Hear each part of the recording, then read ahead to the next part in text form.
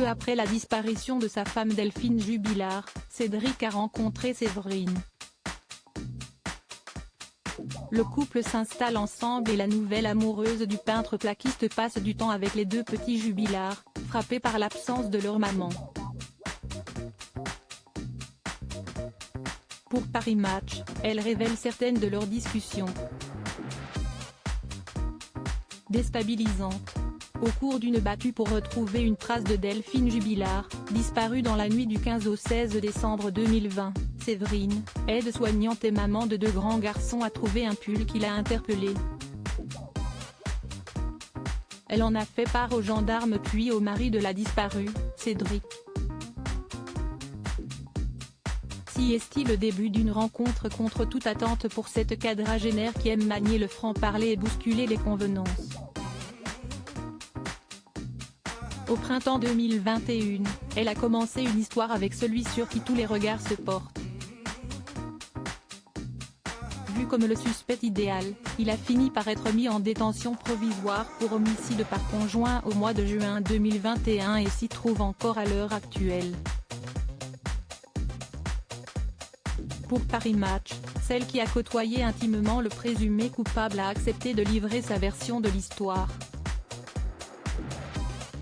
Séverine s'est retrouvée plongée dans un tourbillon médiatique et judiciaire en fréquentant Cédric Jubilard. Loin d'être une simple amourette, elle a même passé du temps avec les deux enfants du couple Jubilard, Louis et Elia, âgés respectivement de 6 ans et 1 an et demi au début de la disparition. Nos deux fils s'entendaient bien, se rappelle Séverine en parlant de son cadet et de l'aîné de Cédric. On jouait au Monopoly, au Rami, au Yams. Si les enfants du couple maudit vont aussi chez leur grand-mère paternelle ou chez leur tante maternelle Stéphanie, qui aura leur garde à partir de l'incarcération de Cédric, ils semblent s'adapter. Au point de tenir des déclarations déconcertantes. Séverine confiera que le garçonnet lui a dit « Tu veux bien remplacer maman ?» Ce à quoi elle répond « Non Louis. Des mamans, on n'en a qu'une. La tienne, on la cherche. En attendant, je veux bien te donner l'affection dont tu as besoin.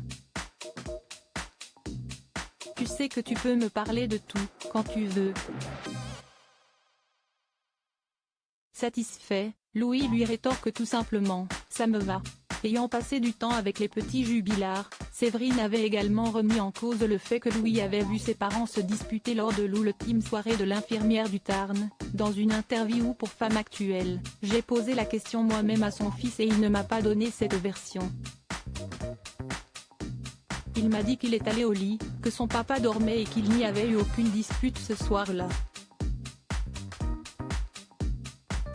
Il a aussi entendu sa mère sortir de la maison.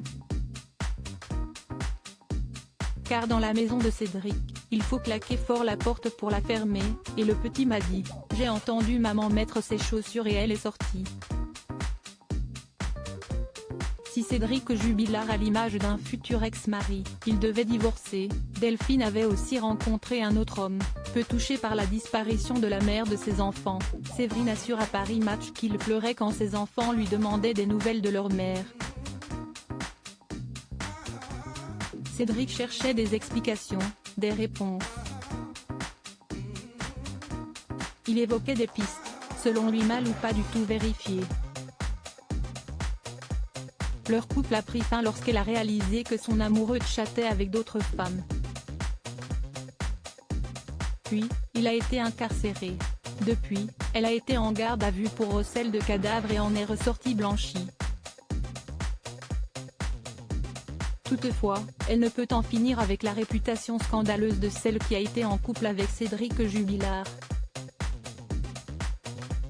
Elle a pris ses distances aujourd'hui, mais continue de rester présente pour lui moralement.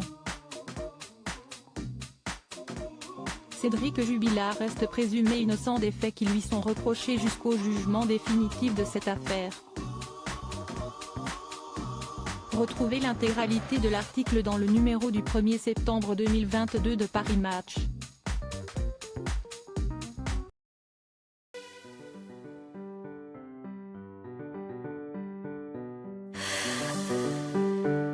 The